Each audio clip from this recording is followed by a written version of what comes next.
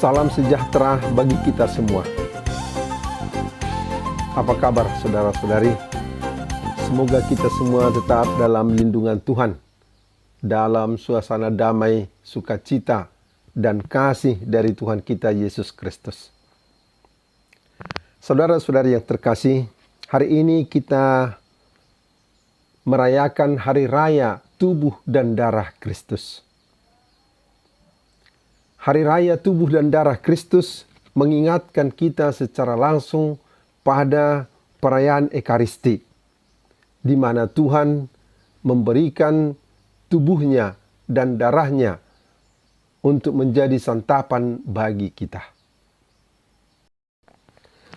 Sebagaimana tubuh kita membutuhkan makanan minuman untuk dapat hidup, walaupun kita hidup bukan melulu untuk makanan dan minuman, begitu juga jiwa kita membutuhkan makanan dan minuman untuk dapat hidup dan dalam kehidupan yang kekal.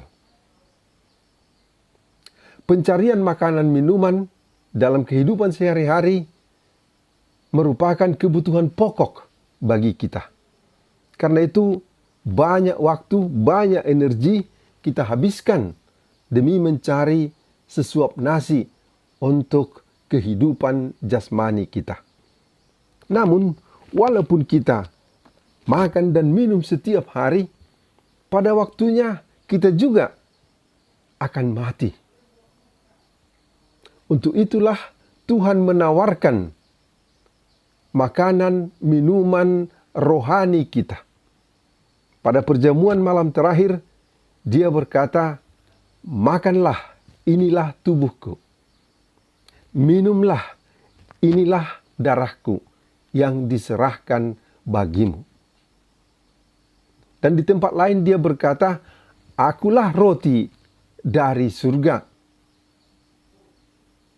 Nah, bagaimana kita memaknai pemberian tubuh dan darah Kristus untuk menjadi santapan bagi jiwa agar kita dapat hidup untuk selamanya? Pertama-tama, pemberian tubuh dan darah Kristus ini kita hayati dalam pemberian dirinya ketika dia turun ke dunia ini. Menjadi manusia, menjadi daging, untuk dapat bertemu, bertutur sapa dengan umat manusia. Merendahkan diri menjadi manusia adalah langkah pemberian diri dari Tuhan kepada umat manusia. Kedua, kematiannya di kayu salib juga merupakan pemberian diri yang sehabis-habisnya. Dia menyerahkan tubuhnya, menyerahkan nyawanya, wafat di salib dalam derita. Lalu pada perjamuan malam terakhir, dia juga memberikan tubuh dan darahnya dan mengingatkan para rasul supaya melakukan ini untuk mengenang dia. Karena tubuh dan darahnya sungguh-sungguh makanan dan minuman untuk kehidupan yang abadi. Saudara-saudari terkasih, pada hari raya tubuh dan darah Kristus ini, kita perlu membaharui komitmen kita kepada Tuhan untuk pertama-tama rajin mendengar Dia dalam firman-Nya yang menyapa kita. Kalau kita membaca kitab suci, kalau kita mendengarkan kitab suci yang merupakan santapan bagi jiwa kita. Kedua, bila kita rajin menghadiri, mengikuti perayaan Ekaristi, menerima secara konkret tubuh dan darah Tuhan dalam roti dan anggur yang bisa merupakan permulaan jaminan dari perjamuan yang abadi di surga. Ketiga, kita juga menghayati pemberian diri Tuhan bagi kita apabila kita tetap setia berada dalam kesatuan dengan gerejanya, dengan tubuhnya, menjadi anggota gereja yang aktif, yang menjaga kesatuan dengan pokok anggur yang sejati, dengan Kristus sebagai kepala dari tubuhnya, yakni gerejanya. Dan seterusnya, penghayatan kesatuan dan penerimaan tubuh dan darah Kristus mengingatkan kita selalu akan tujuan dan akhir dari hidup kita ini, yakni perjamuan yang abadi, surga yang kekal.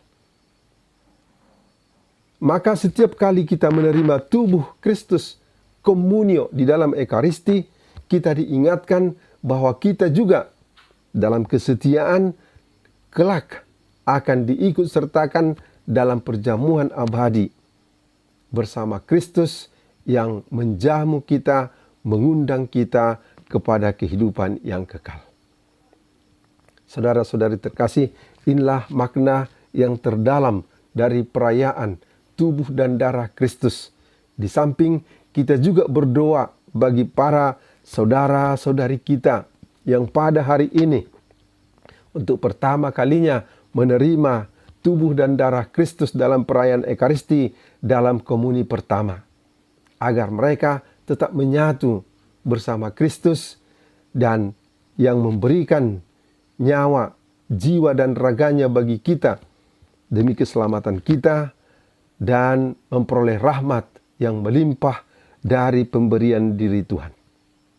Dan yang terakhir, seperti Tuhan rela membagikan dirinya, memberikan segala-galanya untuk keselamatan kita, kita juga dalam hidup kita rela berbagi, rela memberi kepada orang yang berkekurangan.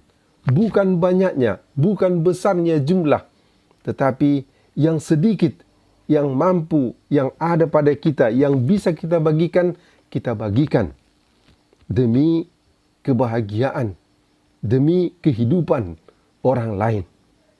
Selebihnya Tuhan akan melipat gandakan rahmat dan berkatnya karena tubuh dan darahnya, kelimpahan santapan rohani yang dari Tuhan akan memenuhi, melengkapi segala yang kurang dari kemampuan manusiawi kita untuk berbagi dan memberi. Hingga di sini permenungan kita kali ini. Salam sejahtera bagi kita semua. Pace e bene. Untuk kabar gembira, jadi saksi setia.